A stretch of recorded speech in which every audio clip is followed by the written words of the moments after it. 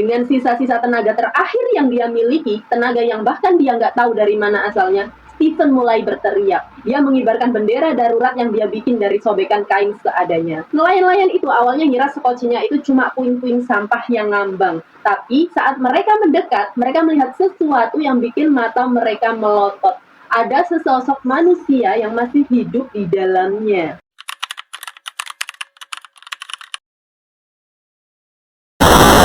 Halo teman-teman, terima kasih karena kalian sudah mampir ke video ini. Malam ini saya mau ajak kalian meluncur jauh ke tengah samudra Atlantik yang super luas, ke sebuah kisah yang bakal bikin kalian sadar betapa rapuhnya kita di hadapan alam, tapi juga betapa dahsyatnya kekuatan tekad manusia. Kisah yang akan aku ceritakan adalah kisah Stephen Celahan yang sendirian bertahan hidup selama 76 hari di tengah lautan. Sumpah, ini bukan cuma sekedar cerita survival biasa. Ini tuh kayak perpaduan antara ketegangan thriller, drama kehidupan, dan lesson learned yang bikin hati kita mencelos tapi juga bangga.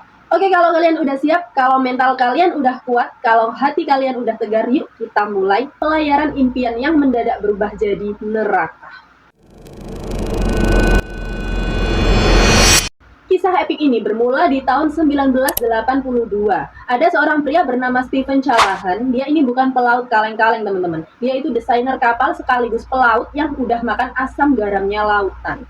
Impian terbesarnya yaitu berlayar sendirian, menyeberangi samudra Atlantik dengan kapal buatannya sendiri. Sebuah kapal layar kecil bernama Napoleon Solo, panjangnya cuma 6,5 meter. Bayangin, cuma segitu doang. Tujuannya mulia banget, dari Rhode Island di Amerika ke Bermuda, lalu ke Antigua, baru deh melintasi Atlantik menuju Eropa. Big dreams, right? Nah, awalnya perjalanan dari Rhode Island ke Bermuda itu mulus banget, kayak butter. Dia menikmati banget kebebasan di lautan lepas, merasakan ketenangan yang cuma bisa didapat kalau kalian sendirian di tengah samudra. Di Antigua, dia sempat beristirahat, ngisi ulang perbekalan, dan benerin sedikit kapalnya.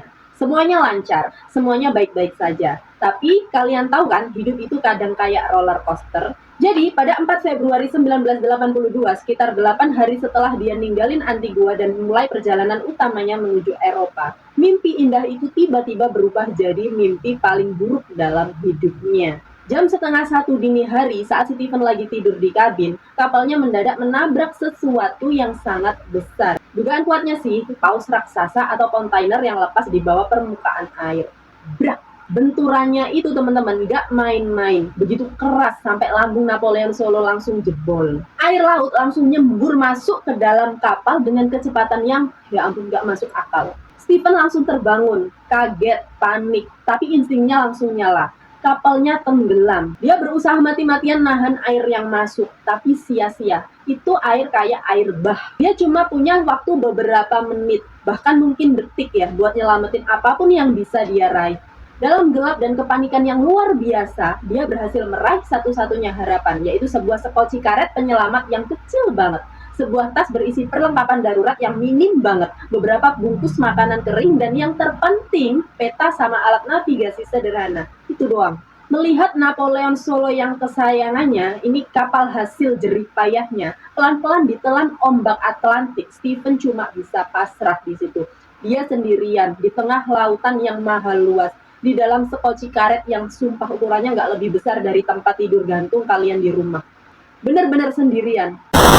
Hari pertama terombang-ambing di sekoci itu adalah neraka. Stephen kayak bayi yang dibuang di tengah samudra. Matahari di siang hari itu loh, nggak main-main panasnya. Kulitnya langsung melepuh. Malam hari dinginnya menusuk tulang sampai ke sumsum. Ditambah lagi sama embusan angin laut yang nggak berhenti sedetik pun. Perbekalan makanannya gimana? Habis dalam beberapa hari. Kalian dengar ini? Beberapa hari. Setelah itu, dia harus berjuang untuk setiap tetes air bersih dan setiap gigitan makanan. Stephen cuma bisa minum air hujan yang dia tampung seadanya. Kadang saking kehausannya, dia nekat minum air laut yang udah dia coba saring pakai kaos bekas.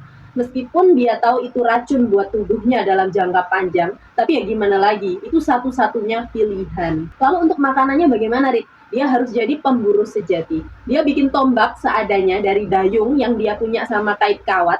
Dia pakai buat nangkap ikan-ikan kecil yang berenang di bawah sekocinya itu. Bukan ikan tuna gede ya, tapi ikan-ikan teri yang nyari perlindungan di bawah sana. Kadang kalau lagi hoki, dia berhasil nangkap burung laut yang iseng hinggap di sekocinya. Setiap makhluk hidup yang berhasil dia tangkap itu adalah anugerah terindah. Dia makan apa aja, ikan mentah, daging burung mentah, bahkan siput laut yang nempel di bagian bawah sekoci. Semua itu teman-teman demi satu tujuan, yaitu tetap hidup.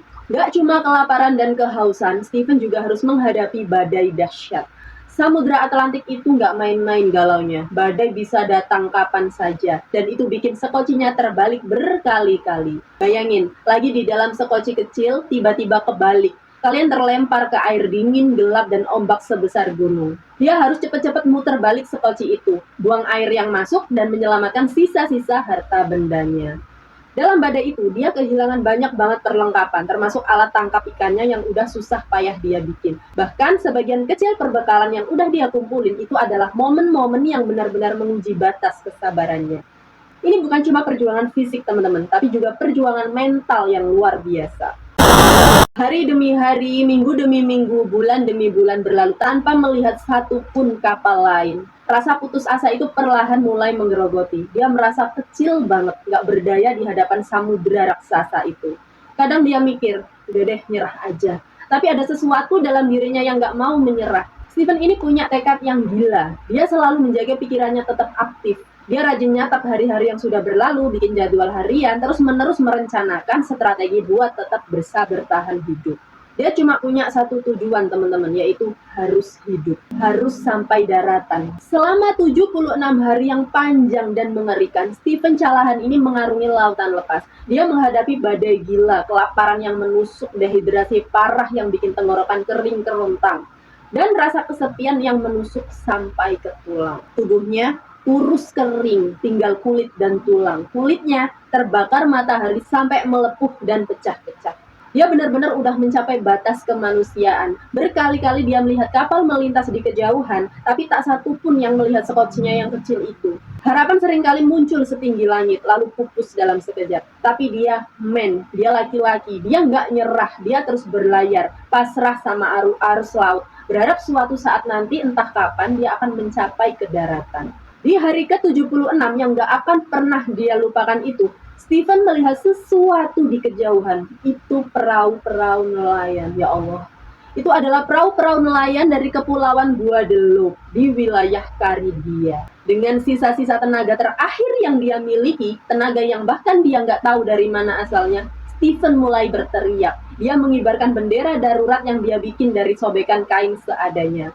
Nelayan-nelayan itu awalnya ngira sekocinya itu cuma puing-puing sampah yang ngambang. Tapi saat mereka mendekat, mereka melihat sesuatu yang bikin mata mereka melotot. Ada sesosok manusia yang masih hidup di dalamnya. Mereka langsung sigap menyelamatkan Stephen itu. Ketika ditarik ke atas kapal, tubuh Stephen udah sangat-sangat lemah. Berat badannya menyusut drastis lebih dari 20 kg. Kondisinya sangat mengenaskan banget. Tapi satu hal yang paling penting, dia hidup, dia berhasil. Kisah Stephen Callahan ini teman-teman benar-benar jadi bukti nyata betapa luar biasanya kekuatan jiwa manusia. Dia gak cuma berhasil bertahan hidup dari kelaparan yang gila, dehidrasi yang mematikan, dan badai yang mengamuk, tapi dia juga berhasil melawan monster terbesar, yaitu rasa putus asa yang bisa membunuh semangat siapapun. Bukunya yang berjudul Adrift, 76 Days Lost at Sea, jadi bestseller di seluruh dunia dan bahkan menginspirasi banyak banget film-film survival lain. Kisah ini mengajarkan kita banyak banget pelajaran berharga, yaitu yang pertama pentingnya kesiapan. Jadi meskipun Stephen itu pelaut berpengalaman, dia tahu betul betapa pentingnya punya perlengkapan darurat. Jangan pernah meremehkan persiapan. Yang kedua yaitu kekuatan mental adalah segalanya. Ini bukan cuma tentang fisik, tapi mental yang kuat adalah kunci utama. Stephen terus berpikir menyusun strategi, dan yang paling penting dia menjaga semangatnya agar nggak padam. Yang ketiga yaitu harapan itu nyata. Bahkan di tengah situasi paling putus asa di tengah lautan yang nggak ada ujungnya, harapan bisa jadi bahan bakar paling kuat untuk terus berjuang.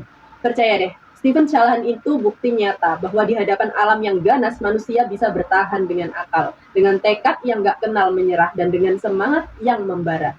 Dia bahkan kembali berlayar setelah pulih dan kerennya lagi, dia jadi konsultan untuk film Life of Pi. Berbagi pengalamannya tentang bertahan hidup di lautan. What a legend. Gimana teman-teman, kisah Stephen Callahan ini benar-benar bikin merinding sekaligus kagum kan? Aku aja pas riset naskah ini kadang harus berhenti buat narik napas saking tegangnya. Kalau kalian ada di posisi itu, apa yang akan kalian lakukan? Atau apa kalian punya kisah survival lain yang gak kalah epic? Tuliskan pemikiran dan reaksi kalian di kolom komentar di bawah ya.